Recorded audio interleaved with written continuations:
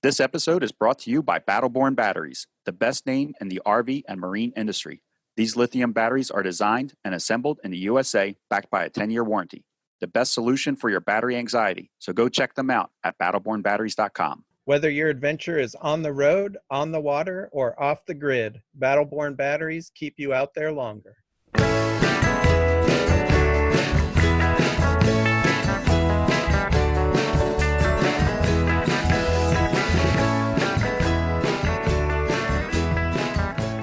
You are listening to Beyond the Wheel, a podcast about the people and ideas that drive the RV community forward.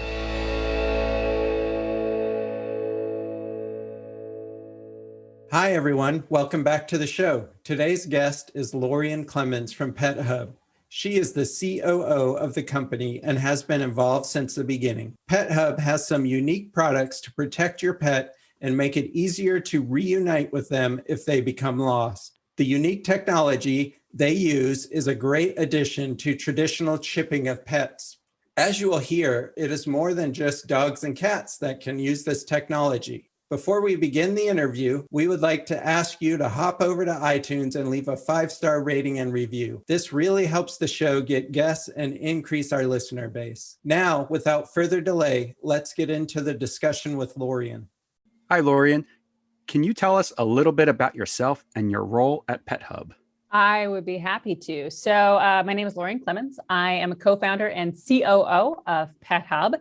And it's funny, we joke that I am the chief officer of everything else because I do so many different things here at PetHub, and I've done almost every job at PetHub except actually coding the software. Although I go in and I test the software and I break the software regularly. PetHub started in 2010.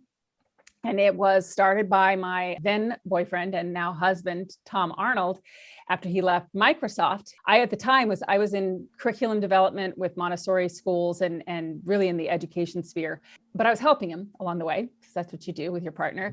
And I said at some point, hey, I'm thinking about leaving education and I would love to help you in some way because what you're doing is so inspiring, what he was doing to help pets and everything. So he said, okay, cool. And so I came in to basically figure out how to do customer care for PetHub and what they were going to do with marketing. But it's kind of morphed into everything else. And so when you say what's your role at PetHub? At this point, I help every single team get unblocked and be as efficient as they possibly can. That's, chief operating officers. That's really what my job is. But I really help lead the marketing efforts and I give a ton of support to the sales team and business development stuff. So I kind of do a little bit of everything. How would you describe PetHub? What is the core business of PetHub? So the core business, that's a tricky question because we have evolved so much over the last few years. And so we started off, our mission as it was protect, share, and nurture. We wanted to be a central place where a pet parent could go and manage their pet's life and take care of all the different things that come up. And it started with this moment in Tom's life where he was on a trip to India. This is before he and I met, actually, where he was on a trip to India and he had pet sitters taking care of his 2 cats back in Seattle. And a 1-month trip for a job for Microsoft in India turned into a 3-month project. And all of a sudden, his pet sitter's like, I'm sorry, I can't actually continue to care after this 1 month because of other things that they had going on. And here he was, in Hyderabad, India, scrambling to be able to get pet care for his pet and not having everything he needed in one place and having to get all these things. I'm working for Microsoft, one of the greatest technology companies in the world, and we can do all these amazing things for humans. Why isn't there some easy way for me to communicate the things that I need for my pet's life? So this started the idea. Soon after he got home, went outside to go into the garage where the cat's litter box were, and they had never had an issue with the cats getting out before. But for whatever reason, on this particular day, Cat was in there doing her business in the litter box. He opened up the garage door, something spooked her, and she bolted out. Again, he had that feeling of, where is everything? What do I do? And who do I call? And oh wait, is her microchip up to date? Was she wearing her collar and tag? I don't remember. Well, the number that was on the microchip isn't where I live anymore. And how do I update that? And who do I call? And all these different things. It's like this panic that he had of not knowing where to go, who to call. Nothing was in one place. Where was the last picture he took of her? He didn't know. So he's scrambling. It's been hours trying to pull everything together just to look for this cat, who did, by the way, come home at like 2:00 in the morning, came back, after he had a panic 18 hours, or whatever. But so he was left here with like 2 times 6 right in a row of feeling this panic and this unease about not having everything in one place. And he thought, this is ridiculous. There needs to be a place where a pet parent can put everything together. So that kind of built his idea of PetHub. And we decided to start with the idea of protect, because that really was the most frightening part, was your pet's lost, now what? And realizing that the only thing that he had to get her home was the microchip. And it was so confusing as to how he was even supposed to keep that up to date. And if she had her tag on, he realized that it was really out of date information that was on the only tag that he had for her. And we are a mobile society that moves around a lot, and we change things a lot. And in our modern society, having a tag with stamped metal ID tag or etched metal ID tag with one piece of information just doesn't cut it anymore. So that's how the idea of PetHub started. And we started with that protect piece. And then Tom, pretty quickly after starting PetHub in late 2009, came up with the idea of, what if I had a QR tag, a QR code put on an ID tag that linked to an online profile where everything that I needed for my pet was kept. And then if I needed to change something quickly, I could just change it on this profile. I don't have to worry about changing the ID tag and getting a new ID tag every time my information changes. So that's kind of how PetHub started. Now it's morphed into a lot more, which we can get into in just a bit, but that's really how PetHub started. So you started that QR code very early on. I'm surprised to hear that was almost in the beginning stages of it. Yeah. In fact, I'll never forget this, the day, so Tom was at a Founder Institute event down in San Francisco, and he had never heard of QR codes before. They were brand new, relatively brand new. They were invented by Toyota, actually, in Japan, and Toyota had decided to make it an open source technology. And so he was listening to a seminar about how to use it in marketing. And it was this brand new thing that was out there. He thought, what if I took it and put it on an ID tag? And so he that night he sent me an image, and he goes, okay, you see this little black squiggly line thing? I was like, okay, yeah. He goes, okay, put this app on your phone and scan that. And so I scanned it, and there was some message, I can't remember what it was, but basically this is a QR code or something like that. And I was like, okay. He goes, okay, hang on just a second. And I hear him furiously typing. He goes, okay, scan it again. So I scanned it again with my phone, and the message changed. I was like, oh, that's awesome. He goes, and then he told me about the idea for the QR tag. I thought, that's brilliant. And that night he filed a patent on it. And we filed several. We have multiple patents pending on the technology, but that was the first piece of technology that kind of started to pull together this idea that you can have all of the information in one place, and it can be adaptable, and you can actually use your data to help you manage your pet's life in all these different situations. And you're not tied to these, the ID tags that are still standard in most pet licensing and rabies tags, and even what you can get at your local Petco or PetSmart or whatever. That was invented before the Civil War, that idea of a metal etched ID tag. So it was high time that we start using technology that was invented in this century and that actually fits our modern lifestyle. You mentioned when his cat got out that he was worried that the information on the chip wasn't up to date or the latest info. And the thing I think of when I think about chipping pets, all of our pets have always been chipped, but it's not as convenient as being able to, somebody finds your pet, they can just scan that code and all the information comes up. Whereas if they're chipped, you have to take them to the vet or somebody that can scan that chip and then go search that on the computer. Is that the main advantage, or are there any other advantages to the PetHub tag over chipping? Well, there's a lot of advantages. And I will say, first and foremost, chip your pet. That it is the ultimate safety net. We are not ever going to say, hey, you shouldn't chip your pet. But as you say, there's a lot of things that have to go right in order for the microchip to work. The information has to be up to date. And according to some industry standards within the microchip industry, up to 52% of microchips are either not ever registered or are out of date. Oh, wow.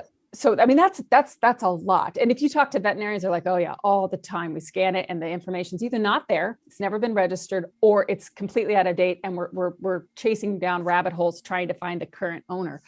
So that's an issue. You also have to hope that somebody that finds your pet will know that they need to take the pet in to get scanned and will feel comfortable taking the pet in to get scanned at either a shelter or a veterinarian. Let's face it, in several communities, there's such a bad rap against the local shelter because of euthanasia or breed specific laws, things like that, that there are people who are very hesitant to take an animal in to get scanned, even if they know that that's what they should do, because they're afraid that as soon as they take that pet in, that pet won't make it out of the shelter alive. And the statistics, frankly, in some places hold out for that. Now, the good news is there's a huge no-kill movement across the United States that it makes that reduces that chance, but it's still there. And people still have that assumption that it's there. So you have to rely that the people are actually going to take it in and that they know that that happens. But then you have to hope that the microchip has not moved. You have to hope that the scanner that's being used is a universal scanner, or at the very least, a scanner that will read the RFID signature on your microchip. Because here's the thing.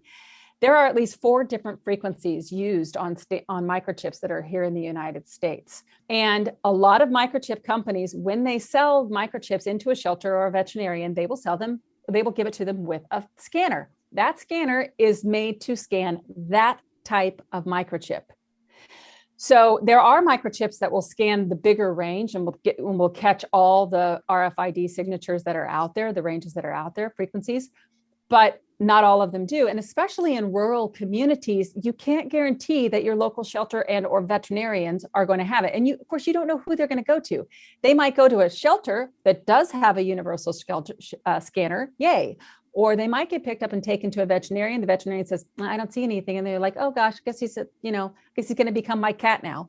So, you're relying on a lot of things to go right with the microchip. And so that's why we say external ID is always necessary. We say never let your pet go naked. A lot of people complain about, I don't want to have my pet wear a collar or all these different things. And there's a lot of reasons why you might not want to have your pet wear a collar. And I'll talk, if I have time, a little bit about some solutions that are out there for that. But allowing your pet to go naked is basically saying, I'm okay with taking the chance that all these things are going to go right with the microchip. And the statistics hold out that they're not going to, because still to this date, an overwhelming percentage of pets, once they get lost in the shelter, never get home again. I didn't realize that there was no frequency. I mean, not a standard frequency for pet tags. I didn't realize you could have a few different ones. Well, and that's part of, so capitalism is a two-edged sword, right? Mm-hmm. So, that's one of those things that in the EU, for example, they now require that everything is with a specific frequency, and every microchip that's put into an animal has to be within this range. And they also have a huge percentage of pets that are chipped because it's a requirement there that your pet is chipped, whereas here it's something you can choose to do or not. And we actually have a fairly low percentage of pets. Depending on which statistics you look at, it's anywhere between 5 to 15 to 20, maybe 20% of pets are microchipped, which is again, people have the choice to do what they want to do here in this country, and that's a two-edged sword. It, also means that there's a ton of pets out there that are not properly identifiable when they're in a lost situation, and you're gambling with your pet's life when you do that. Most municipalities require pet licensing, and a ton of pet parents don't even know that they're required to license their pet. But at the end of the day, it's the single way you can prove that that is your pet. That's how you prove ownership. So if somebody does take your pet and assumes that they don't belong to anybody, or that no one cares, nobody's coming to look for him, and they take them as their own, you don't have any way to get that pet back legally unless you can prove ownership through pet licensing. So there's a lot of things that people don't know about. That's why we're having conversations like this. I have to be honest here. We do have our dog chipped. I don't know how to change the information in that chip. I'm guessing from listening to you that I have to take her back to the vet and have it done. It's not. There's a couple ways you can do it. Is there? So, okay. Yeah. So let me go through some of the things that you can do. To figure out what kind of chip it is, you can take your pet back to the vet, get them to scan it, assuming that they have a universal scanner. A lot of vets do, particularly in bigger cities now, or certainly your local shelter should have a universal scanner. And they'll tell you who is the manufacturer, because the code range that's at the beginning of the number, they can tell what manufacturer it is. Then you can reach out to that manufacturer directly and then get it changed, get the information updated. It can be tricky though. Some of them charge money to change it. They have to make money somehow. They're not doing it out of the goodness of their heart. No business does things out of the goodness of their heart, even if they have the best intentions. So very often we'll require a change fee for that. But the other issue comes, and doesn't happen as often, but it does happen. There are microchip companies that have either been absorbed by other microchip companies or have gone out of business. And so sometimes you might be stuck with I don't have a way to do this, particularly with older dogs or cats. And so the other thing that I always recommend that you do is you register them on free microchip registries. My favorite is Found Animals. They're probably the widest. So you just go to foundanimals.org. It's a Michelson's Foundation group. It is completely free to you. And you put their microchip number into that registry, you put all of your information. And so that is the second line of defense. So the very first thing, when the chip is scanned, they take that number, they're going to put it into this thing that's called the AHA. It's the American Animal Hospital Association lookup tool. And that will tell them who the manufacturer is and then give them the information to call the manufacturer. So they will call that number and then get the information there. But if you're not registered or you're not up to date there, then their next step is to go to Found Animals or similar type of national databases. Found Animals, like I said, is the biggest and the one that I would go to first and foremost. But there are others out there, and you can register your chip with all of them if you want to. You can also attach your chip number to your PetHub ID tag, which is another one of those benefits of having PetHub. You can put your PetHub license, you can put your pet license number on there, you can put your microchip number on there, you can put your rabies tag license number on there. You can also attach pet insurance information, any behavioral information that you want to put on there. All types of stuff that might help your pet in a critical situation can all be put and updated at any time. Not to mention, you can put however many emergency contacts you wish into their pet safety circle. And that's another thing. For a lot of microchip companies, they'll allow you to have maybe 2 up to 3 before they make you pay. Because again, they're trying to make money, and I get that. Our profile is free. We have services that you can purchase, but the basic profile and as many emergency contacts as you wish, it's changeable at any time. You can update it anytime, 100% for free. We actually have the Pet Hub. We use it. So I'm starting to understand the hub part of the pet is having all that information in one location. And we have it because we live in our RV and we travel often.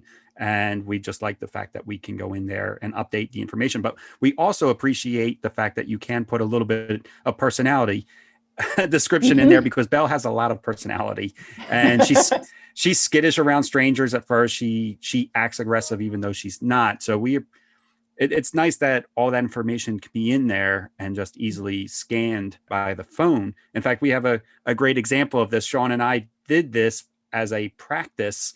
We were camping together and we'd never tried it before, but Sean was like, oh, let me check out this little QR code that's on Belle's collar. He scanned it, and Sabrina and I both got emails, and I believe a text message as well, saying that somebody had scanned, which we were totally blown away. We didn't realize that what was going to happen. It actually freaked us out. We're like, oh my goodness, are we about to get charged for this? Well, if you did get the notification, it's likely because you have our premium services, because the notifications. So this is how PetHub Basic and Premium works. It's a great chance to chat a little bit about it. So our basic 100% free profile, the 24/7 call center that's on the back of every ID tag is 100% free to you. You know, a real human being is there around the clock, picks up the phone, helps facilitate that pet getting home. It's not a robo system or anything like that. I mean, you have to push one button to say, like, I found a lost pet. Click that, and then you get a human being. And so they help facilitate that. They also help get it to the next level if they need to call animal control or something like that. So that's free to you. The premium stuff has a lot of different things. And that's also where the fun hub stuff comes into. So let's talk about the lost pet recovery stuff. So you and your partner got the text and the email. Anybody that was on the safety circle, frankly, got that same notification that the pet's tag had been scanned. If the person shared their GPS location, we asked, may we share your location with the owner of this pet? Then you also got a map of where the pet was found, which can be extremely helpful, especially if you're in a camping situation and you don't know where the heck you are. It can be extremely helpful to help you get to the place to recover your pet. And then the other thing is that with our premium service, you can do essentially an Amber Alert. You can go in and create a missing pet alert, put the last place that your pet was found, any other information additional information that needs to be done. We give you an opportunity there to also update your profile. So like if you're at a campsite or whatever, you can say the campsite number that you're at and the phone number of the lodge or whatever kind of information you need to put in there at that point, and update the picture too if you need to have a more recent picture in there. And then we send out a virtual lost pet poster in a 50-mile radius of where the pet was lost to all the shelters and the rescues and the pet care facilities and things like that, because those are the places that pets will get brought, especially if the collar has fallen off. Because that does happen, because people say, well, what happens if the collar falls off and the tag is useless? Well, the system is not useless. The tag may not be there anymore, but we do have our missing pet alert system that goes out in that virtual lost pet poster. So that's part of the lost pet recovery stuff. Plus, you can also share it on any one of the social media platforms. You can share that virtual lost pet poster and it stays updated. So it's a link.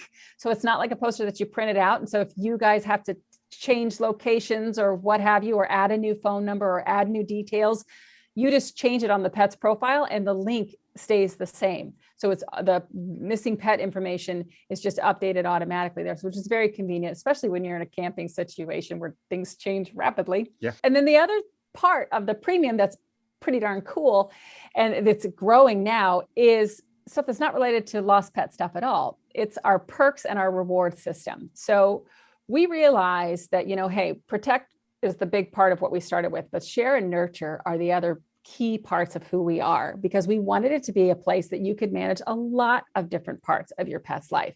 So share, coming soon, like probably by the end of this year, you're going to be able to share that information with pet sitters, veterinarians, whoever you want within your trusted care circle. You'll be able to send that information and say like, hey, like let's say that you want to sign up for a brand new dog walking app. You'll be able to say, hey, PetHub, you have this dog walking app that you're working with. I want to sign up for them.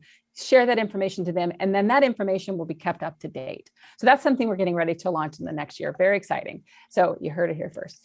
But then the nurture part is where our perks and rewards come in. We have trusted partners that we've taken through a bunch of criteria and we've vetted them to make sure that they're folks that we trust their products. We believe in what they do. They're good people. And we then extend these great offers that a lot of times exclusive offers that you can't get anyplace else to our membership to help you nurture your pets and give them the best life. Because we're in a unique position. A lot of people that come to us are coming to us with brand new pets that they've just adopted, new puppies, what have you. And, they've trusted us with all this information to keep their pets safe and get them home should they be lost. We also want to help them. We know because we're a trusted resource, we also want to be able to help them, give them the best life. So we're sharing with you guys what we found out there that is really the best, latest, greatest practices and products for your pets. That's really cool that it's all linked in one location too. I'm assuming you don't have to go to different websites to take advantage of all that. It's all located in one. Yeah, it's all located in one place. I mean, obviously, if like you want to let's say that there's a dog food service, pet food service that, they make custom food for you, which there are really cool services out there now that do this. We have the partnerships with several of them. You can come on to PetHub.com. You'll get this really great offer through it. You are able to link to that external site through PetHub with this great offer. Then you get those savings there. So obviously you have to go on to that other site to get the stuff, but everything you need as far as like understanding what the product is, the deal and how, and how to redeem it and everything that they're on PetHub. And as we continue to grow out the share and nurture part of what we're doing, that's just going to get more and more robust and rich for you as a pet parent to really help you manage your pet's life in one central location. Do you have any idea of the number of pets that have been returned through using your service? That is a great question. And it's a tricky one too. So I'm going to kind of break it down a little bit because the stats and data are really important to us. And we want to be as transparent as we possibly can. There are multiple ways to get lost pets home through our service. So number one, person can scan the tag. They see the pet parent's information. I mean, you know this, Kenny, you get to choose what's shown publicly and what's shown privately. If you've said, hey, you know what, I don't care. I want them to know absolutely everything about me and my location and my phone numbers. They can actually contact you directly to get Bella home. So we don't actually touch that transaction of getting the pet returned at all. And so those we have to rely on self-reports. So for those there, we don't know the full numbers, but we get dozens of self-reports every week. So if we extrapolate that that's only a certain percentage, then we can extrapolate what it is for the other parts. We do track every lost pet that's reunited through our found pet hotline. And that's where it's exciting, because of those pets that we've reunited through our found pet hotline, we know that 96% of those pets are home in 24 hours or less, and less than 2% of them have ever hit a shelter door. And that's critical because that saves time, money, and lives to never hit that shelter door. And then the other way that folks can get pets home is through like the missing pet alert system, right? And that's another one that we can track and find out, did those pets get home through that virtual lost pet poster? So there's multiple ways that pet can get home. So through the ones that we definitely have statistics on, the ones that we have self-report on, we've extrapolated all together. We know that it's over 20,000 pets that have gotten home in the last 10 years from our system. We think it's probably closer to about 25,000 pets, but based on really reliable stats, we think it's about 20,000 pets. That's incredible. That's great. It is incredible. How many pets are in your system? We are approaching 700,000. Wow. We get 700 to 800 new pets on the website every single day. And for a lot of people, they come to us through either their pet license through their municipality or through their rabies tag. That's also through their veterinarian or their municipality. And then there's folks like you guys who come to us direct, who say like, I want this really great technology for my pet. So you can get a PetHub ID tag a lot of different ways. And then we also have folks that have come to us through things like, we have a suite of lost pet recovery tools that are identification products, rather, that are through this thing called the Ready Kit. And so some people have actually come to us through disaster preparedness workshops where our Ready Kit has been at this workshop. So it has an ID tag that you guys are familiar with, or the built-in collar. It has a wallet card. So imagine, people say to us all the time, my pet never gets lost. She never leaves my side. And I say, well, you're right here now at the bank and your pet's not with you. Oh, well, she's at home. She's fine. Well, what happens if something happens to you? Or what happens if there was a fire in your house and then the pet broke out? Or there's all these things that could have happened, right? But what happens if something happened to you? So our wallet card and the keychain card that goes with it alert first responders that you have a pet home alone. And it links to that exact same profile that you set up for your pet. So it's the exact same safety circle and the information that they would need to be able to help the pet, and probably, frankly, help you if you're in a car accident or something. The people that are on your safety circle are probably the people that you want to meet you at the hospital as well. So there's that. And then there's also a crate card, which for you guys should be really interesting. This goes on the outside of whatever their travel crate is. Again, car accident or something like that where you're incapacitated. It has the information on the outside of the crate so that they don't have to reach in and touch the scared dog to get to their ID tag. It links to the exact same profile. It's also really critical in situations where we have like evacuations with hurricanes or fires or things like that, where you're having to take your animal to a shelter that's different because they don't allow animals at the people's shelter. Usually the local humane society will have large facilities there. Again, it allows them to quickly identify your pet without having to open up the crate, which immediately creates a lost pet risk, and handle the pet to get to the ID tag that's inside. So the crate card, wallet card, chain ID, and the ID tag, and then a sticker, a little window cling that goes on the outside of your house that says how many animals are inside. So again, that disaster situation, I mean, we saw this a lot with hurricanes down there in the South.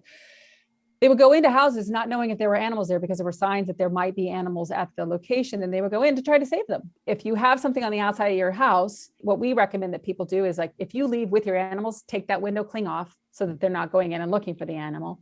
But if you're not able to be at home and your animal was stuck in the house, at least there's a chance that the first responders will know to get in and help get your animals out. Some people do come to us through the Ready Kit, and that's always exciting for us because they really are getting this full protection program from PetHub. You guys are really thinking outside of the box with that wallet card. I would have never thought about that. That's a great idea. Well, and I don't know that it's a brand new idea. I mean, a lot of people have wallet cards that, if they have a medical condition or something like that, to tell first responders that they have this and how to contact their folks. So for us, it was a pretty easy jump to go to, well, what about for our pets? Yeah. So I don't take the credit. I think that's really thinking outside of the box. Well, thank you. Thank you. And I don't think people realize just how quickly you can lose a pet. I mean, most pets are faster than we are, but tenfold. Oh, yeah. And just how easily some pets are spooked. I know Belle during 4th of July, every 4th of July, we're extra careful with her because she doesn't like thunder. So of course she's not like fireworks, and she gets extra spooked. She's extra jumpy and a little quicker than usual. Yeah, I think this is a great service and something that people probably don't realize how important it is until they're in that situation and that sheer terror of losing a pet. We've had Belle run out of a cabin once before when we first got her. We never had it. Belle's our first dog. So we just didn't really realize. We opened the door and she saw a squirrel and ran right under my leg and right out the door into the woods where we couldn't. I mean, she's lightning fast into the woods. I remember I turned to Sabrina. I said, Belle just ran outside and I don't even know which direction she went in. Like that's how fast it was. Luckily she did return, but. Well, and thank goodness, right? But to your point, Kenny, I think it's really important as pet parents to be a responsible pet parent. You need to be thinking about prevention. A lot of people think about like, how do I find my pet once they're lost? And we actually started, it's every July, we started this in 2014, Lost Pet Prevention Month, because we wanted folks to start having a conversation about what do you need to do to hopefully prevent the getting lost from even happening. And should they get lost, you've got as many things in place that will help you find them quickly. Because of course, preparation is everything, right? And you know this from being RVers and out on the road. If you're not prepared, if you don't have that toolkit really stocked, well, you're going to be up a creek. So you want to have a really solid toolkit in place for your pets should they go missing, because the statistics don't lie. 1 in 3 pets will go missing during their lifetime, and over 10 million pets go missing every single year. Microchips aren't going to stop pets from going missing. ID tags aren't going to stop pets from going missing. So they're going to get lost. They're going to go missing.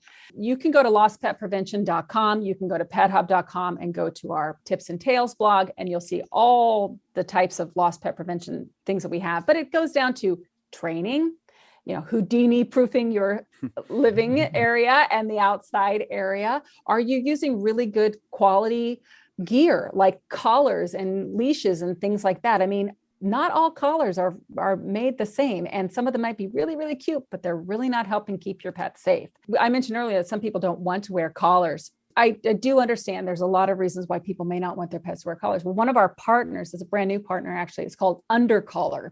And undercollar.com, they actually license the PetHub technology onto their collars that are not real collars. They're actually like underwear for your pets that go along the neck, but it's a cloth. It's a piece of cloth that's stretchy and will give, and it's so there's not a choke hazard there and things like that.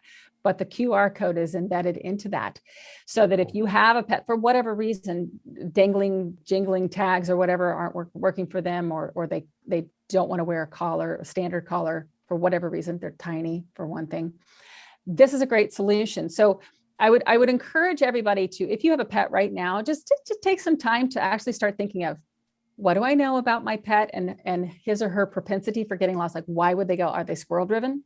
Mm-hmm. Are they afraid of things, that loud noises?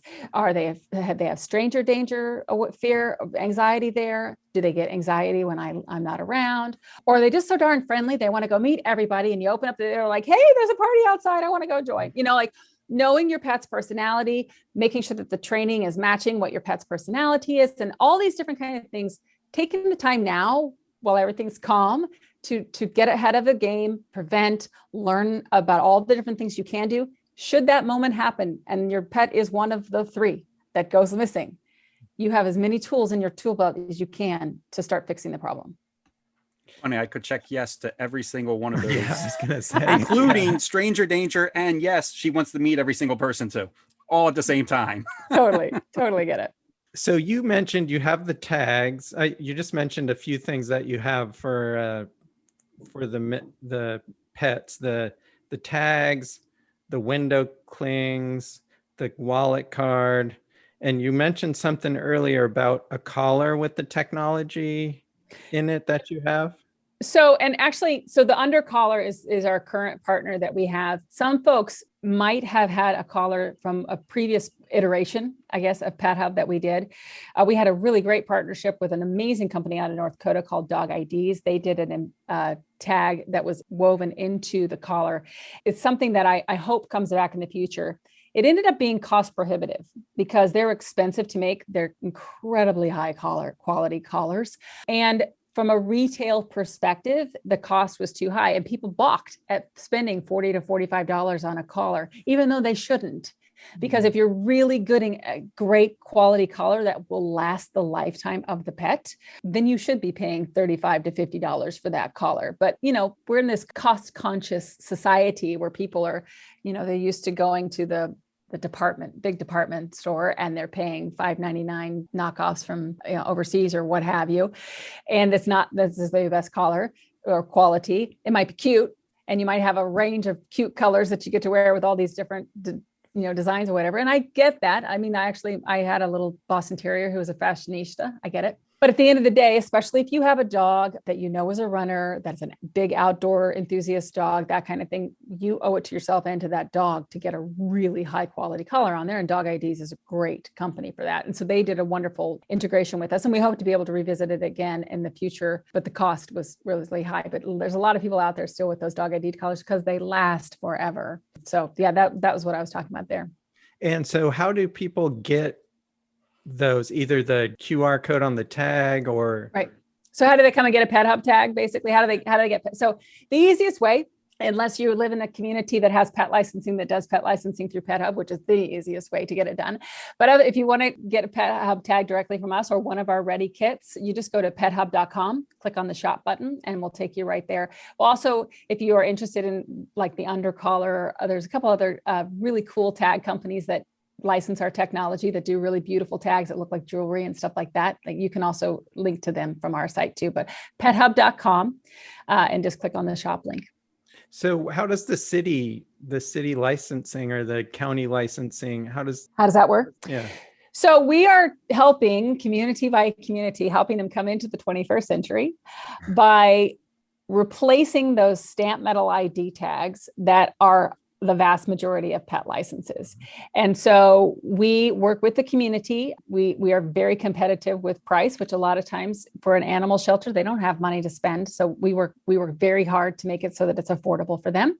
And then we help them create an ID tag that reflects the community. It's usually got some beautiful artwork, either from the shelter or the community on the front. So it's actually a tag that people want to put on their pet rather than those ugly stamp metal ones.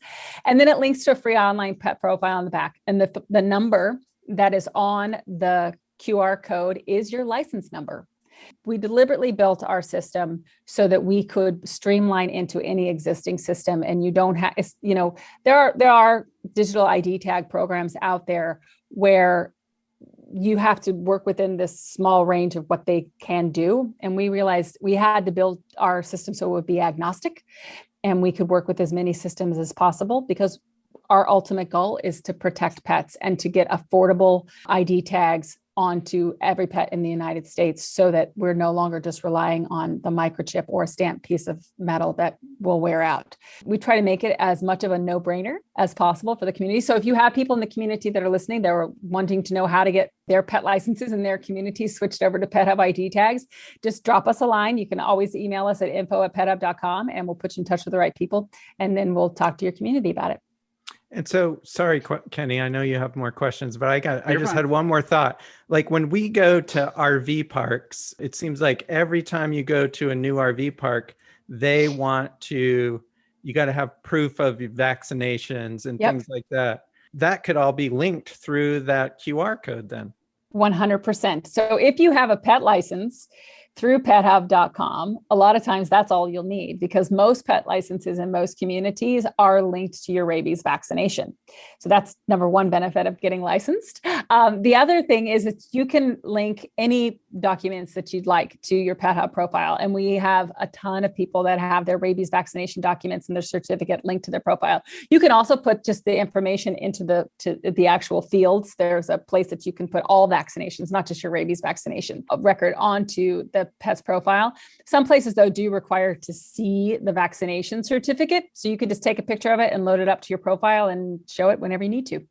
That's great, man. That's a clever idea. Well, it's part of the world that we're living into. And we're hoping that, as the technology continues to advance and the pet industry gets more and more technologically savvy, which it is, that we're able to start doing more and more of this through just tech and not having to have the physical piece of paper that you have to keep track of. Yeah. Other than cats, dogs, they're the two that probably come to mind right away. What are some other animals, maybe strange or exotic or anything like that you've heard of people using the service with? So I love this question. So I will say that people have tried to put it on their children. There was one several years ago that we get notifications whenever new pets come on, which now when we get 700 to 800 new a day, we can't keep up with. But at the time when we first started, it was like, everyone that was joining was like, yay. And we had a 9-year-old, we assumed dog, named Jeremy. And we're like, that's an interesting name for a dog. And when we looked at the thing, it was a 9-year-old young boy. And it was like, so other than the few human children that we then encourage them to take them off because we don't meet HIPAA compliance. But we have horses. A lot of equine providers actually use our ID tags and provide them for their full stables. We have goats, pigs. Actually, probably one of my favorites are tortoises. So I don't know when it got shared, but we have a number of sulcata and other types of tortoises that actually have our tag epoxied to the outside of their shell. And we have one frequent flyer in Sedona, Arizona. His name is Bowser. He is a huge sulcata, and he has gotten home with our ID tag at least 3 times. And I'll never forget the first time that it was called into our call center and somebody said, "Hi, I found a turtle." And so it's so funny. We immediately had to call the pet parent and say like, "Oh my God, can we share this story?" And she's like, "Yeah, please do." She actually got it when she had heard about our tags through a sulcata group. And apparently Bowser breaks out often. He bulldozes through the end of the fence. And so that's apparently a common thing for those guys. I would have never thought about a tortoise getting away. I don't know why, but I just don't. Yeah, apparently it's actually an issue. So we protect. We are Pet Hub. We're not Cat and Dog Hub. We are equal opportunity. We used to say fur kids, but now we've got scale kids and feather kids and all these kind of things. Although we've never had one on a bird that we know of. And then if somebody were to find a lost pet and they see the tag, but they don't have a cell phone, what could they do without having a phone? You can look it up on any computer. So if you were able to get because there's a human readable URL on every ID tag. So you don't have to have a QR scannable smart device in order to get it. But you can also, assuming you have just, what do they call them? Dumb phones now? I don't know. Because it gets the smartphones. But anyway, the old-fashioned cell phone. Isn't that odd? You can also just call the 24/7 call center phone number that's on the tag. Okay, that's perfect. Because everybody has at least a cell phone. Not everybody, I guess, has a smartphone yet, but at least everybody has a cell phone. It's incredible, though. When we first started, I think it was like 42% of adults had smartphones in the United States, and now it's like almost 90%. So it's pretty prevalent that everybody has a smartphone at this point. And most of the smartphones now, it used to be you had to have a QR scanner app that you use, but now pretty much everything that's been made since 2018 and beyond, you just point the camera at it and it recognizes it as a QR. So it's pretty cool. Yeah. I like your website. There's a lot of free information on there. One of the coolest things I saw on there, though, was the new pet feature. And it's just cool to look and see the personality that even goes into the photos that people link to their account. I'm assuming that's where you pull it from. Internally, that's one of our favorite features. It's delightful to hear that actual customers are out there looking at that too, because internally, I think I go on that every 3 or 4 days just to kind of see the pets. Because like you say, I mean, like some of them are hilarious. Some of the names are absolutely delightful, like Master Snuffleupagus of Hillsdale proper, or like whatever. It's like so hilarious. And you read some of the about behavior things, they're pretty hilarious. And some of them are pretty racy too. A lot of fun for the not suitable for work shares where people are like, oh my God, did you hear what they said about their cat? It's really funny stuff. So it's fun to see. And of course, it's only showing if people have chosen to show it, but it's a lot of fun. It kind of gives you an idea of how we are with our pack members, is what we call them. We believe that protection is super important. We take it very seriously. We hope that you find us reliable and trustworthy. But at the end of the day, we're in this because we love our pets. And because when we hear about wonderful things with pets, we go, we all get goofy and silly, and we talk in baby voices with our pets, just like every other adult does, admit it, kind of thing. And they bring a level of joy to our lives that we hope we can bring that level of joy into what people find when they come to PetHub, even though you're coming to us to initially protect your pet if they get lost. If anybody is thinking about going on the website and getting started with PetHub, definitely check out that section of the website because it is pretty fun to watch. I found myself like 20 minutes scrolling through there. Yeah, it's pretty awesome. It's pretty awesome. I would imagine in your position that you get a lot of what would the term be? Feel good stories or feel good customer response. That's got to be a reward, I would imagine, all in its own. Yeah, and I'm a little bit farther removed from it now than I was when we first started. I mean, when we first started, it was 4 of us, and we were the ones picking up the phone and everything like that. I mean, I'll never forget. I don't know. This is maybe about 2012, 2013. Got a call in the middle of the night. We took the nighttime calls and about a lost pet, and had to call the pet parent, and he did not believe that his pet was missing. He hung up the phone on us, and we called him again, and I literally convincing this guy, like, no, sir, your pet is at such and such place. And it was outside of Plano, Texas. And he was yelling at me, and he's like, oh, fine, I'll go out and check the backyard. And then the next thing you hear is like, oh my God, the door's open, like you can hear all the yelling like that. I connected the two, and I'm hearing the talk, and it was really like to hear that kind of joy. I mean, it was wonderful. We've had times where we're connecting the call and a kid answers the phone, and we're telling them, we have somebody on the other line who believes they found your pet, and the joy that comes from that. I mean, it's hard to not get totally overwhelmed with the emotion. And I think probably my favorite story, and this to me is like the quintessential why PetHub is so important. We had a woman who left her dog with her mother, and she went on a trip to Spain. And she was literally in Chicago O'Hare, realized, oh, shoot, I forgot to change and put my mother's phone number on the PetHub tag. So she, on her smartphone, gets onto the website, puts her mother on the top of the contact list, gets on the plane, flies to Spain. 14, 15 hours later or whatever, she lands, connects to Wi-Fi at the hotel, and her phone blows up. She's got text messages, she's got emails. First text messages is, oh my God, Missy got out, all these things. She's like, oh, but she's like continuing to read. Oh, thank God, somebody just called me. Okay, I've got her now. We're all good. All this happened while she had been in the air, and her mom had gotten the emails and texts. Her mom had gotten the phone call. I mean, Missy was found within an hour after running out and called, and immediately. And Missy's in a different town, like a couple towns away all these reasons why a standard ID tag that had your cell phone number would not have worked. Yeah. And Missy would have been 15, 16 hours lost before she had even had access to her phone, had it been her old tag that just had her cell phone number on it. So that to me is like the quintessential, this is why you need a tag like PetHub. Yeah, and we wanted to have you on because with RVers, our life, sometimes every week you're moving and changing and being able to keep up with all the stuff used to protect your pet. This seems like a pretty good solution, like a one-stop shop for updating all that information.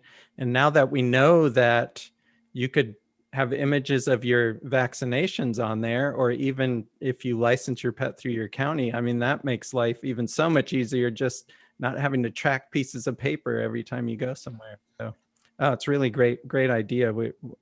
I really like what you guys are doing, and we tested it out on Kenny's dog, so it works really well. It works, and it works really fast.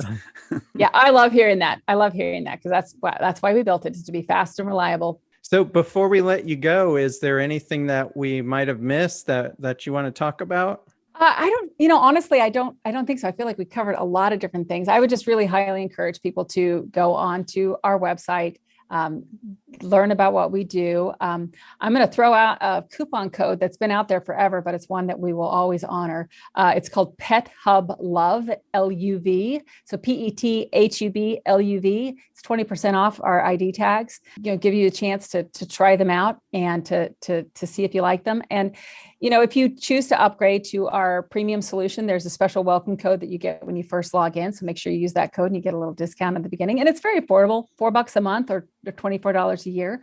So to get a lot of really great extra coverage and extra peace of mind if your pet should go missing. So anyway, that's all I'd say. Okay. Well, thank you so much for taking the time to come on and chat with us. This was a lot of fun and very informative. Thank you. I really appreciate it. We want to thank Lorien for coming on the show and explaining all the great features, as well as the history of PetHub. I can tell you as a customer of PetHub, they offer way more than I realized, and I learned a lot from this interview, especially how the service can help you recover your pet even if the tag gets removed while the pet is lost. If you have a pet, we definitely recommend going to PetHub.com and checking out all they have to offer, including comparing their free and premium services. I really enjoyed hearing the passion for pet safety in Lorien's voice and wish her and the company continued success. As always, we would like to thank our sponsors, Battleborn Batteries. Battleborn Batteries just recently added 2 new batteries to their lineup, which now offer 270 amp hours of capacity per battery. You can learn more at battlebornbatteries.com. Take care, everyone, and we want to wish you all safe travels. This episode is brought to you by Battleborn Batteries, the best name in the RV and marine industry. These lithium batteries are designed and assembled in the USA, backed by a 10-year warranty. The best solution for your battery anxiety, so go check them out at battlebornbatteries.com.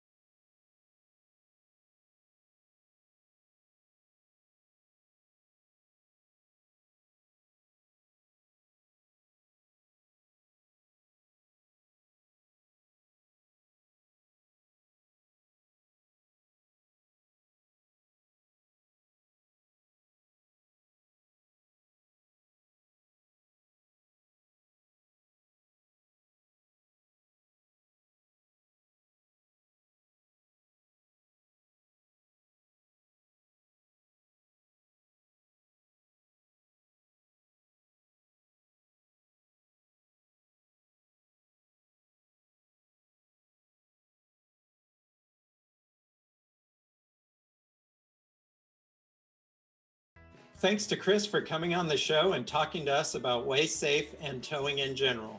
There's always so much to learn about RVing, and I feel like I learn something new every time we interview someone, and this was no exception. Please be sure to check out their website. We have a link in the show notes. None of this would be possible without our sponsor, Battleborn Batteries. We appreciate everything they do for us and the RV community. Please be sure to follow us on Instagram, Facebook, and Twitter for all the latest news about the podcast. We'll be back in 2 weeks with another episode. This episode is brought to you by Battleborn Batteries, the best name in the RV and marine industry. These lithium batteries are designed and assembled in the USA, backed by a 10-year warranty. The best solution for your battery anxiety. So go check them out at battlebornbatteries.com.